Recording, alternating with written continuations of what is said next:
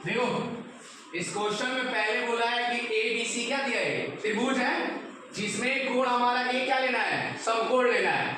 तो समकोण में पता है ना, यहाँ समकोण का मतलब क्या होता है, जहां पे हमारा कोण 90 डिग्री का बने। तो यहाँ पे हमारा एक परपेंडिकुलर होता है, यानी ये लंब होता है, ये क्या होता है आधार, और ये हमारा क्या होता है कर्ण। तो ये जो हमारा है जहां 90 डिग्री का कोण बनेगा उसको क्या मान लोगे ए।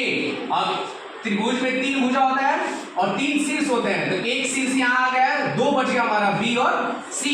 तो बी या तो तुम यहाँ लिख सकते हो या यहाँ लिख सकते हो, कहीं भी लिख सकते हो। अगर बी यहाँ लिखोगे तो सी यहाँ लिखना पड़ेगा, और सी अगर यहाँ बी लिख रहे हो तो सी कहाँ आ जाएगा हमारा, यहाँ आ जाएगा।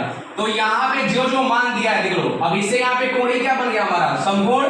तो उसमें क्वेश्चन ए बी का मान क्या दिया हमारा 10। तो यहाँ से ए से बी भुजा हमारा कितना दिया है 10 सेंटीमीटर दिया है, ठीक है। अब यहाँ पे AC का मान कितना दिया हमारा, यहाँ से A से C हमारा कितना दिया है 24 सेंटीमीटर दिया है। और क्वेश्चन में क्या पूछा है कर्ण BC, यानी हमारा ये पहले ही पता है कि इसको कर्ण बोल दिया है और इसका मान निकालना है। तो पढ़े हो पाइथागोरस प्रमेय में, यानी पाइथागोरस प्रमेय से इसमें फॉर्मूला होता है, याद रखेगा ना, इसमें होता है कर्ण स्क्वायर बराबर होता है लंब स्क्वायर और प्लस क्या होता है आधार स्क्वायर। तो देख लो ये हमारा लंब होता है, ये आधार होता है, और ये क्या होता है हमारा कर्ण। तो कर्ण का नाम पहले लिखना, कर्ण हमारा क्या दिया है BC। तो यहाँ क्या बन जाएगा BC का स्क्वायर, क्योंकि यहाँ पे कर्ण स्क्वायर है तो ये BC की तरफ क्या जाएगा स्क्वायर। लंब स्क्वायर दिया है तो लंब क्या हमारा AB। तो AB का क्या हो जाएगा यहाँ पे स्क्वायर प्लस आधार हमारा इसमें क्या है AC। तो AC का क्या होगा ये स्क्वायर। अब जिस चीज का वैल्यू दिया है वो आप पुट करोगे। BC नहीं पता है तो BC square is equal to AB का मान कितना दिया यहाँ पे देख लो, A से B कितना दिया हमारा 10। तो ये 10 का क्या हो जाएगा स्क्वायर हो जाएगा, फिर यहाँ स्क्वायर था AC स्क्वायर दिया है तो AC का वैल्यू कितना दिया हमारा 24 दिया है, तो ये कितना हो जाएगा 24 का स्क्वायर हो जाएगा। अब यहाँ से निकाल लो BC square is equal to 10 का स्क्वायर का मतलब क्या करोगे 10 को 10 से गुना करोगे। तो 10 को 10 से गुना करोगे कितना आएगा 10 या 100।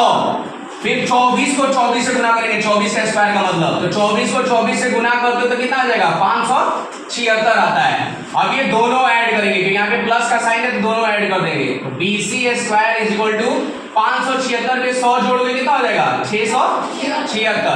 अब ये स्क्वायर जब बराबर के उस साइड जाएगा राइट साइड में जाएगा तो ये स्क्वायर जब इस साइड आने के बाद क्या होता है वो कर्णी में आ जाएगा, यानी कर्णी का कितना बन जाएगा 676। जब इसका कर्णी निकालोगे, देखो निकाल के दिखा दे रहे हैं, कर्णी निकालोगे 676 के तो पीछे साइड से क्या करते हैं जोड़ा बैठाते हैं। यहाँ हमारा बच गया 6, तो जो यहाँ नंबर लेंगे वो जोड़ा पे लेके ध्यान रख लेना। अगर हम इसको लेके चलते हैं 2 से तो 2 दूनी कितना हो जाएगा यहाँ पे 4, 3 से नहीं ले जाएंगे क्योंकि यहाँ पे 3 रखेंगे तो 3 का कितना हो जाएगा यहाँ पे 9 हो जाएगा। तो इसलिए ये 9 से क्या है छोटा है ना, तो ये हमारा 6 में से 4 जगह कितना बचेगा 2। अब ये दोनों नंबर यहाँ उतारोगे 7 और 6 और ये दोनों नंबर जोड़ दोगे तो यहाँ कितना आएगा हमारा 2 आएगा। अब यहाँ पे देखो ये नंबर किससे ये जाएगा, किससे ले चलोगे 6 से ले चलोगे। गणना कर लो 6 का पारा 6 बार पढ़ोगे 6 के 36, हासिल कितना आएगा 3, 6 चौका 24 और 3 कितना हो जाएगा 27, यानी ये कट गया ना पूरा। यहाँ जो 2 नंबर लोगे यहाँ 1 नंबर चला जाएगा, यानी 676 का वर्गमूल कितना आ गया ये 26 आ गया। तो अब यानी कर्ण का लंबाई कितना हो जाएगा हमारा बताओ, ये जो कर्ण पूछा है ना